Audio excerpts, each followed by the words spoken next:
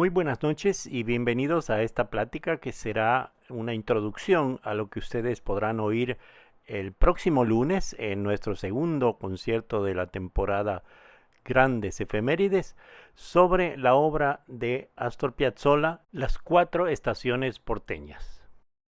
La idea de componer un ciclo de conciertos o de movimientos sobre las cuatro estaciones ya había sido cultivada, por ejemplo, por las más célebres, las de Antonio Vivaldi para violín solo y orquesta de cuerdas, y también, por ejemplo, por el compositor austriaco Franz Joseph Haydn, que también compuso una obra llamada Las Estaciones del Año.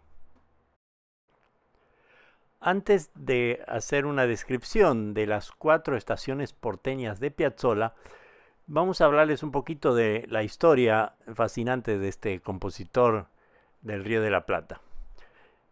Nació el 11 de marzo de 1921 en la ciudad costera de Mar del Plata. Nos refiere en una de sus entrevistas que uno de los recuerdos más vívidos de su infancia, de su primera infancia, fue el olor a cloroformo y el olor de los hospitales, ya que por una parálisis tuvo que someterse a varias operaciones en una pierna. Una de las secuelas que lo caracterizó luego es que Astor Piazzolla siempre tocó de pie el bandoneón, levantando una de las piernas para apoyarlo sobre la rodilla derecha, mientras que los demás bandoneonistas siempre tocan sentados. En 1925, es decir, cuando Piazzolla tenía 4 años, su familia decide mudarse a Nueva York y a residir en el Greenwood Village, que en esa época era un barrio de muy mala reputación. 4 años más tarde, es decir, a los 8 años, le compra a su padre su primer bandoneón en una casa de empeños.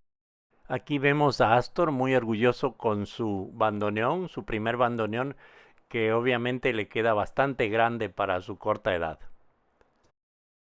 En 1934, es decir, cuando Piazzolla tenía 13 años, llega a Nueva York Carlos Gardel para filmar una de sus películas más célebres, El día que me quieras. Por pura casualidad, Piazzolla, de 13 años, se encuentra con gente del entorno de Gardel, quienes se sorprenden de este niño que es argentino pero que sabe hablar a la perfección el inglés, y desde ese momento Piazzolla va a ser el intérprete de Gardel. En un asado de la colectividad argentina en ese momento en Nueva York, Piazzolla toca el bandoneón delante de Gardel y eso va a tener dos consecuencias. La primera es que Piazzolla va a aparecer como vendedor de periódicos en la película El día que me quieras, como ustedes pueden ver.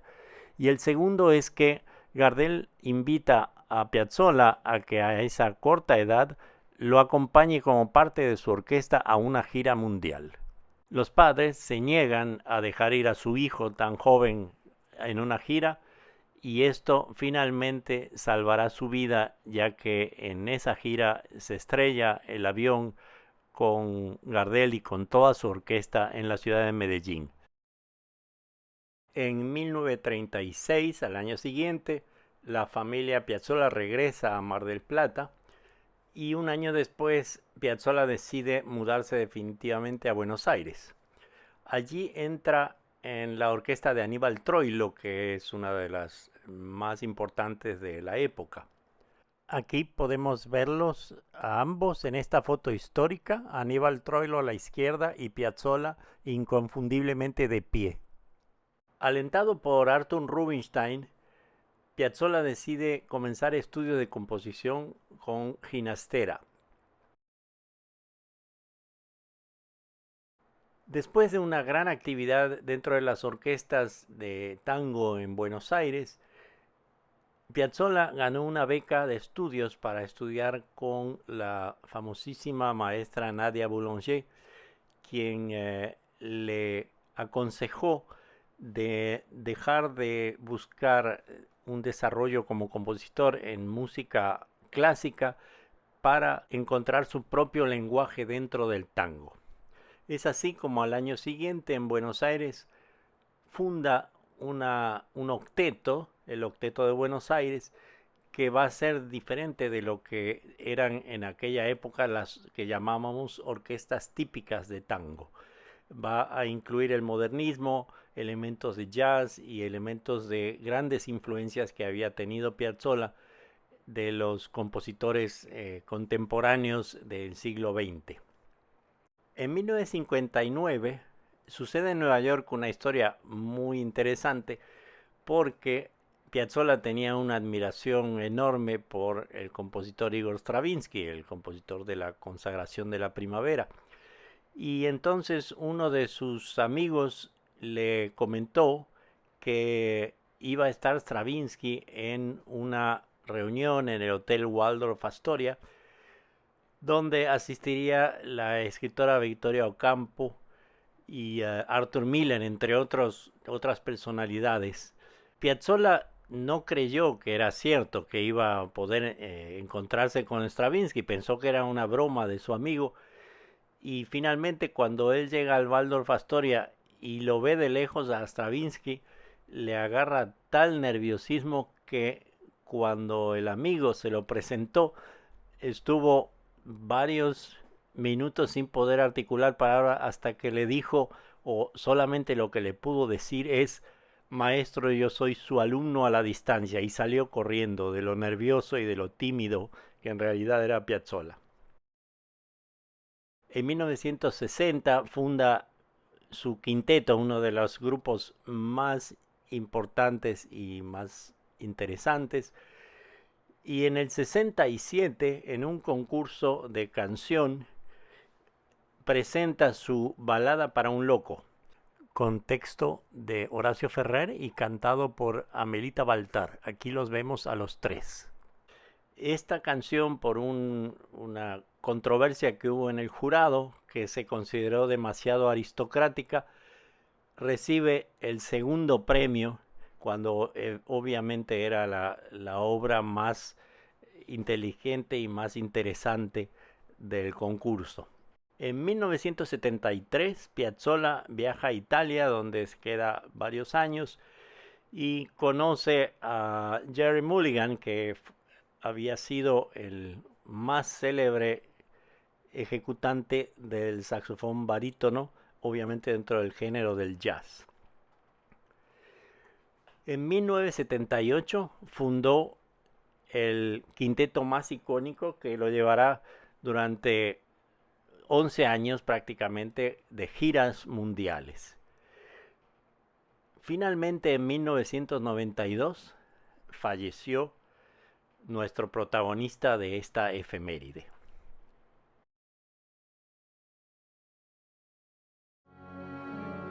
En el concierto del lunes próximo, con la Orquesta de Cámara de la Universidad Autónoma de Nuevo León, estaremos presentando las 4 estaciones porteñas. Porteñas se refiere al puerto de Buenos Aires.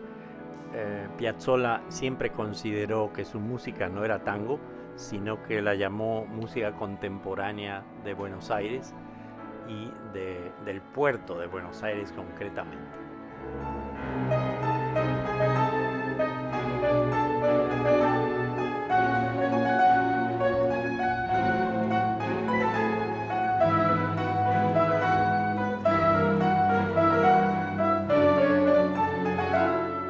Estas 4 piezas no fueron escritas como una sola obra, constando de 4 fragmentos, sino que fueron escritas una por una, y en realidad Piazzolla no había tenido la intención de escribir 4 estaciones cuando escribió El verano porteño en 1965.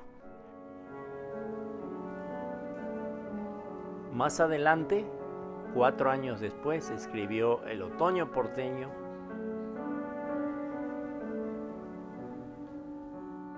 y un año más tarde escribiría La primavera porteña, que tiene una estructura muy interesante con mucho contrapunto.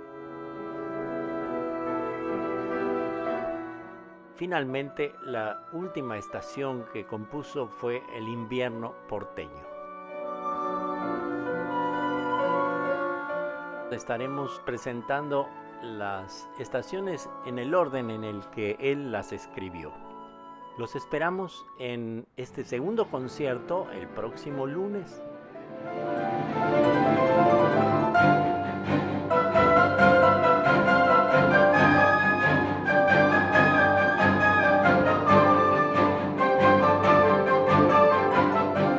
Las 4 estaciones porteñas de Astor Piazzolla.